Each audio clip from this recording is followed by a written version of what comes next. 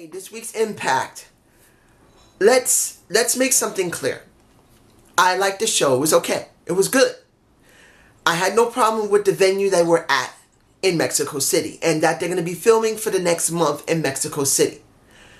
I only have one problem with this show. The major problem was the camera work. Look, I understand that AAA has some good camera work, easily can be almost compared to the WWE's camera work when they film it and when they broadcast it around Mexico. They're supposed to be doing very good camera work. They're supposed to be able to handle themselves. Now, Impact Wrestling, they do pretty good camera work. They're not perfect, but they do get the work done. When it came to this Impact, the camera work was atrocious. You couldn't see most of what was going on. The guys in the ring could not know where they were supposed to have their cue to actually talk in front of the camera. It was really bad. I don't know what was going on here. That they went to that venue and either Impact Wrestling was not allowed to film or Impact Wrestling producers allowed the people at the venue to film it for them. Because I do understand that there's a lot of wrestling venues over there in Mexico. And they do have their own camera people. I could be wrong, but that's what I've been told. So, if Impact Wrestling got the venue, got the arena, or wherever they are, because I forgot it right now, and they were either friendly enough to let them film it, or they were forced to let them film it, I hope they don't do it again. Either they don't let those people who run that venue film again, or they film it, or hell, get some of the producers from AAA and let them film it. Because that was bad. I could barely watch what was going on in the ring. You couldn't see the wrestlers forward. Because this is something not many people understand. When it comes down to wrestling, to be able to get the full richness of it, you got to look at them. And on television, it's even more apparent that they look at the freaking camera and do their finishing moves, or the camera has to be facing them well enough that you can be able to see the action. And this was just bad. But taking away from that, generally the show was good. Now, the opening of the show was with, now, who was it? OVE versus Aerostar, and I can't remember the other two guys right now. I'm just blanking. But it was a good match. But let's be honest. These guys were supposed to job. And to be honest, I think OVE was given a little bit too much of a challenge. Even though George Collis and Josh tried to... I don't want to say that this match was bad. It wasn't that bad. But the problem is, if you want to put some guys over going into your signature pay-per-view, you got to make them look strong. And if they got to struggle, that's an issue. Now, a lot of people like a struggle, but not near a signature pay-per-view when you're trying to make these guys special. So OVE did win. But in the end, I felt like the match was maybe a little too long. And there was just too much offense from the other guys. I'm sorry if I forgot the other two guys' names. I'm just blanking right now. Now, Eli Drake had a moment. Eli Drake had a match. And that was against Trevor Lee, which I was actually quite surprised because Trevor gets insulted. He now wants to go after Eli Drake. I would have liked to see Eli deal with another jobber that we normally don't see. But it was good to see that Trevor Lee did not last very long. He got his ass handed to him. He got a gravy train for his trouble, and that's the end of it. But the question's going to be, where do they go with Eli next? I don't know. Now, let's get this done quickly. Alicia versus, what is her name? Phoebe. It kind of upsets me to hear someone who's using the name Apache in her last name, and she's not Indian. Now, anybody can use the Apache name. Chief J. Strongbow, he was an actual Native American. Tatonga was an actual Native American. Now, I looked up Phoebe Apache. She's not Native American. She's Mexican. Her father was Mexican. Her sister was Mexican. And I looked to see, just to be sure, that she didn't have any Native American traits. Now, I'm not trying to be racist here, but the thing is that when you're booked as someone who is of Native American heritage, like the Briscoe brothers, the original Briscoe brothers, they made it important about their Indian heritage. And then when you look at, what is it, Phoebe Apache, she's not. I was actually quite surprised to see another female Native American. I'm going, oh, this is going to be good. And she does kind of look Indian, but that is what Mexicans look. And the match itself. Let's be honest here. Alicia is not a good wrestler. She's still green. So I didn't think this match was going to be that great. Now, when it came to Apache, she did do a much better job than her.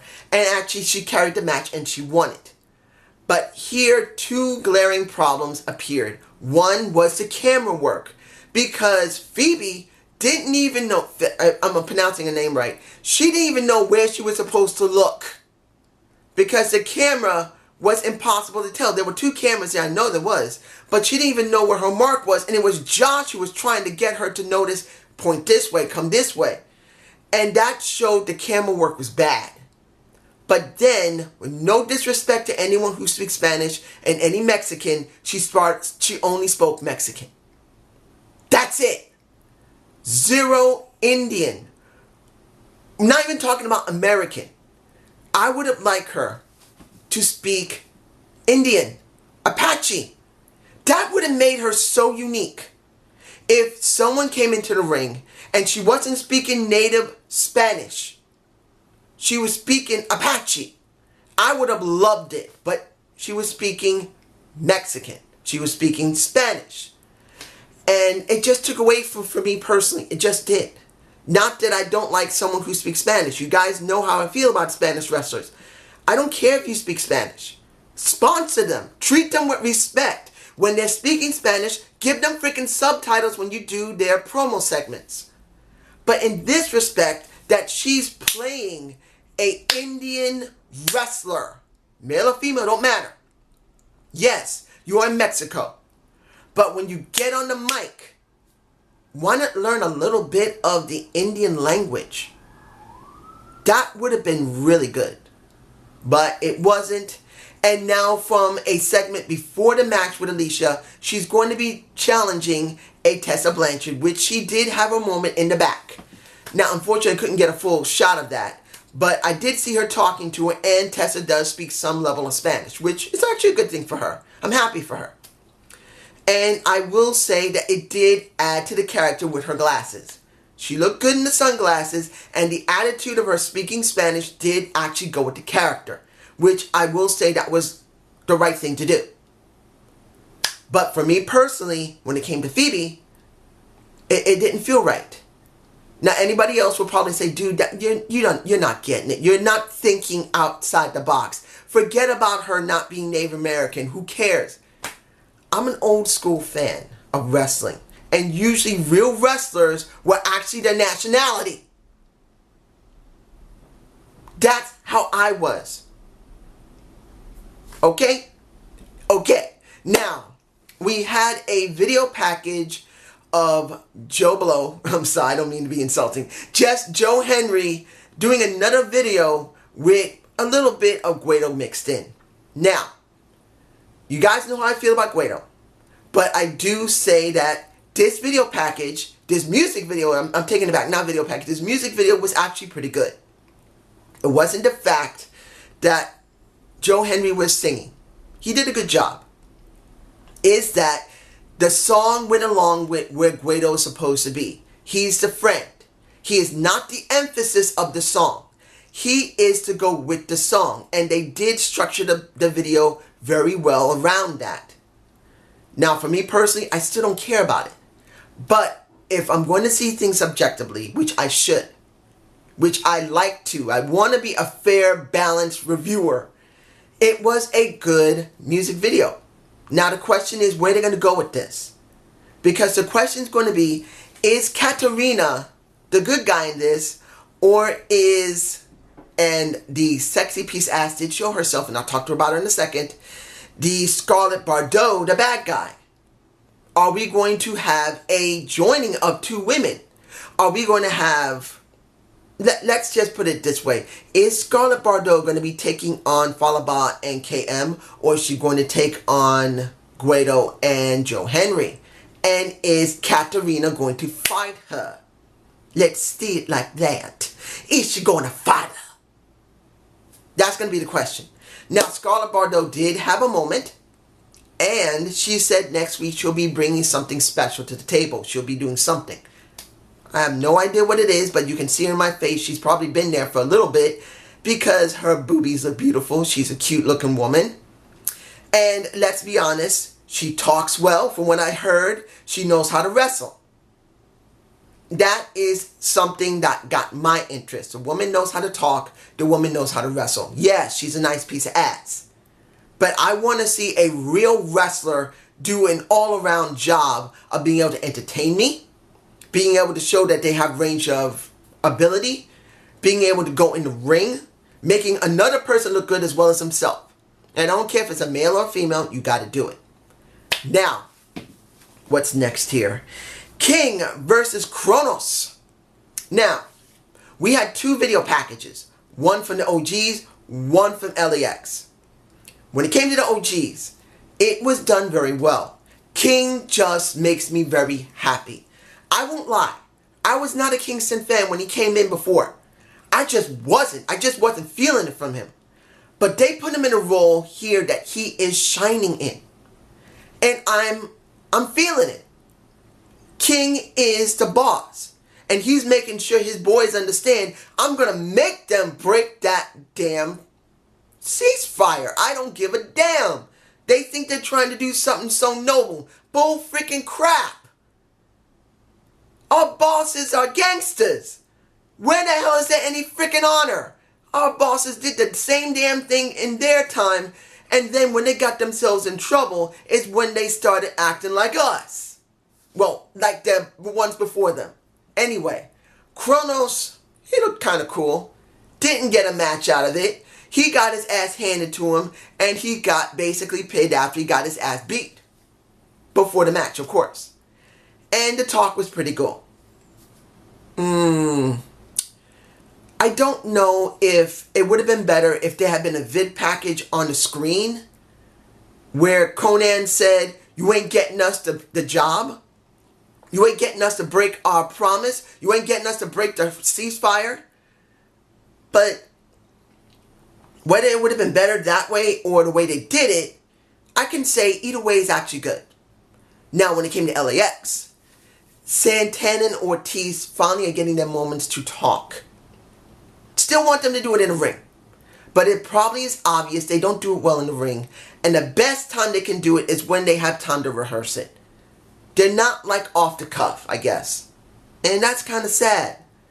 I think they would be way better if they learned how to be able to be off the cuff. In other words, to think on the fly.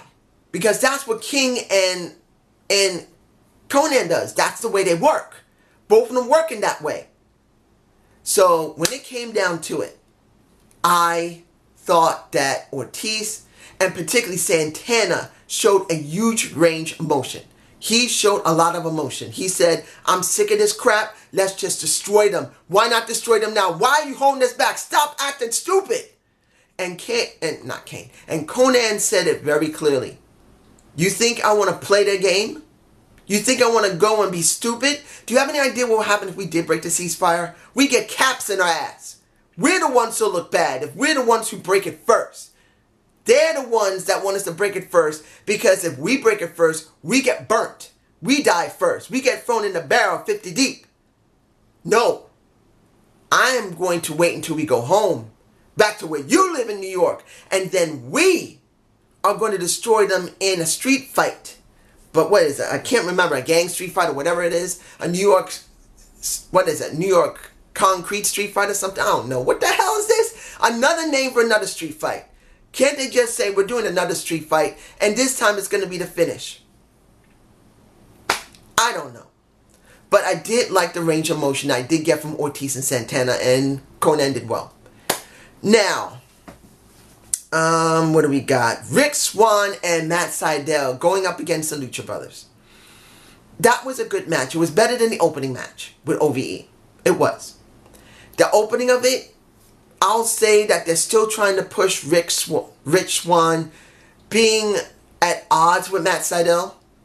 But Matt Sydal made the match. So he said, alright, we can do it. And when the match happened, I knew the Lucha Brothers were not going to job here because they can't. They cannot job.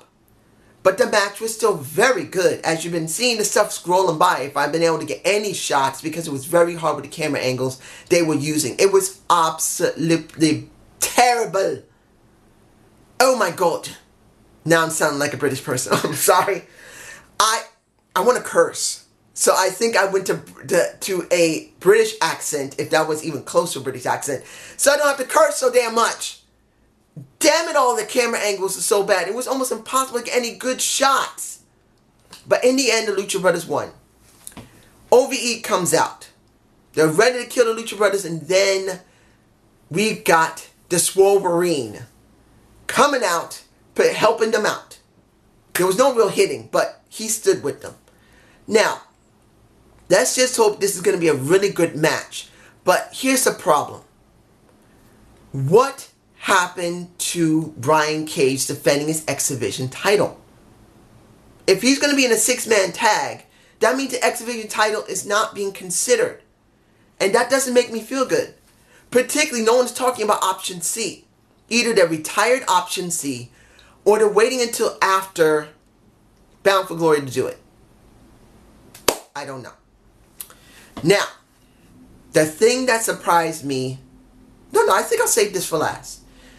You got Austin Aries versus Texiano. I believe that's his name. It was a good match for the world title.